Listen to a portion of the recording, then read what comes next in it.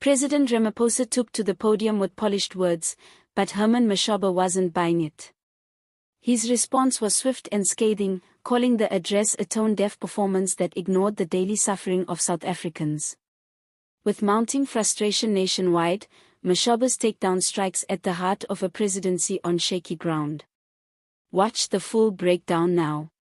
President Cyril Ramaphosa's latest address to the nation was meant to project calm, competence, and clarity in a country desperate for all three. But within hours of his carefully scripted appearance, Herman Mashaba, leader of ActionSA and a key voice in South Africa's evolving political space, delivered a thunderous counterstrike. His words were not softened by diplomacy or caution. They were sharp, unapologetic, and driven by a sense of urgency that echoed the frustrations of millions. For Mashaba, the president's speech wasn't just underwhelming, it was an insult to South Africans who wake up every day to a country in decline. Ramaphosa spoke of hope, of progress, of government commitment. But Mashaba heard something different. He heard deflection. He heard delay. He heard a president more concerned with managing political image than solving real problems. And he made it clear, South Africa doesn't need more presidential presentations, it needs action, accountability, and leadership that refuses to coddle the status quo. For Mashaba, Ramaphosa's address was more performance than policy, more theatre than truth.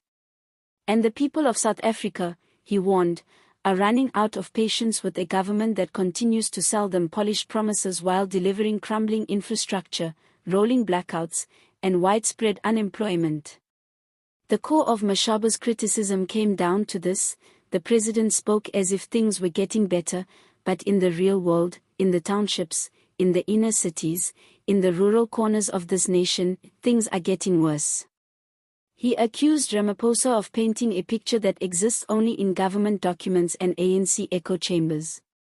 Meanwhile, the rest of the country is trapped in a reality defined by potholes, power cuts, broken clinics, failing schools, and growing hopelessness. For Mashaba, the disconnect between what was said and what is felt on the ground was not just offensive, it was dangerous. In his fiery response, Herman Mashaba didn't just challenge the content of the address. He challenged the very legitimacy of Ramaphosa's leadership. He questioned how a president can speak confidently of economic progress when youth unemployment remains among the highest in the world. He questioned how the president can speak of anti-corruption efforts while surrounded by allies whose names regularly appear in investigative reports. He questioned how any administration can speak of reform when load shedding is no longer an emergency, but a permanent feature of daily life. And perhaps most damning of all, Mashaba declared that Ramaphosa no longer speaks for the people, but only for his party. The ANC, he said, is so obsessed with self-preservation that it has lost all sense of national duty. In Ramaphosa's words, Mashaba heard not leadership, but survival instincts. He accused the president of trying to appease factions within his own ranks rather than leading the country with courage and clarity. In Mashaba's eyes, the president isn't governing, he's managing collapse. Mashaba also highlighted a truth many South Africans feel but few in power will admit: people are tired. Not just tired of economic hardship, but tired of the cycle of empty speeches followed by inaction. Tired of glossy presentations about transformation that never touch the ground. Tired of leaders who show up only when cameras are rolling. Tired of seeing the same crises recycled, rebranded, and resold as progress. According to Mashaba, what South Africa heard in Ramaphosa's address wasn't a roadmap, it was a rerun. But Mashaba didn't just criticize. He proposed a challenge. He called on South Africans to stop waiting for change from the same old sources. He called for new leadership, new political will, and a new national commitment to fixing what has been broken, not just by the ANC, but by years of complacency across the political spectrum. He reminded citizens that accountability is not just about government, it's about active citizenship. And he pledged that ActionSA would continue fighting for a South Africa that works, a South Africa built on merit, service, and results. This wasn't just another political counterpoint, it was a warning shot. A declaration that opposition to the ANC cannot be passive or polite. It must be urgent, unrelenting, and grounded in the real experiences of ordinary people. Mashaba's message was clear: South Africa doesn't need more speeches. It needs service delivery. It needs infrastructure. It needs electricity that stays on and police that show up. It needs schools that teach, hospitals that heal, and municipalities that work. And above all, it needs leadership that doesn't flinch when the truth is uncomfortable. The power of Mashaba's critique lies in how it mirrors the very voice of the people the government claims to represent. In communities where crime is rising, where garbage isn't collected, where sewage leaks into streets, Mashaba's words don't feel like political rhetoric, they feel like representation. He taps into the anger and fatigue that many have felt building for years. And unlike more traditional politicians, his approach is blunt, businesslike, and unfiltered.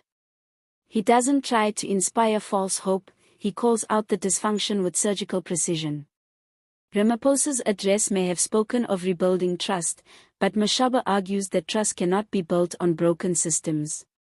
It cannot be rebuilt by the same actors who presided over the breakdown.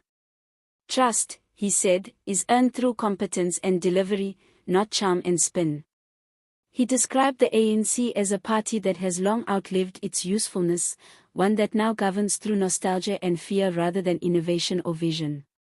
For Mashaba, the promise of 1994 has been squandered by 30 years of poor governance, and Ramaphosa's speech was yet another chapter in a political drama that has forgotten its audience. And that audience, the citizens of South Africa, are not just tired. They are watching. They are weighing their options. And they are ready for something different. In Mashaba's view, this readiness is both an opportunity and a warning. If leaders don't step up, step aside, or step out of the way, the people will eventually make that decision for them. South Africa's social contract is wearing thin, and speeches won't save it.